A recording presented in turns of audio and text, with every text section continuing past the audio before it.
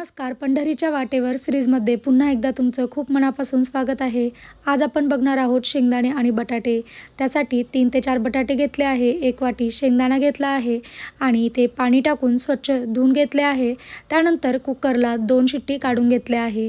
त्यानंतर परफेक्ट आपले शेंगदाणे शिजले आहेत आणि बटाटाही एकदम परफेक्ट शिजला आहे।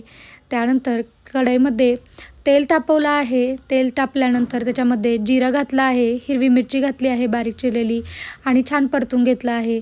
त्यानंतर त्याच्यात जे बटाटे आहेत ते घातले आहे आणि मस्तपैकी ते छान असं परतवून घेतलं आहे। त्यानंतर त्याच्यामध्ये शेंगदाणे ॲड केले आहे आणि पुन्हा 2 मिनिट परतून दिलं आहे आणि 5 मिनिट छान वाफवल्यानंतर मस्तपैकी त्याच्यावरतून कोथिंबीर घातली आहे। जर तुम्ही कोथिंबीर नसेल खात तर तुम्ही कोथिंबीर स्किप पण करू शकता आणि अगदी 5 मिनिटात झटपट शेंगदाणा बटाटा उपवासाचा तयार आहे। इतका झणझणीत हा बटाटा आणि शेंगदाणा बनतो ना की तोंडाला चवच येते। तुम्हीही बनवतात का? मला कमेंट बॉक्समध्ये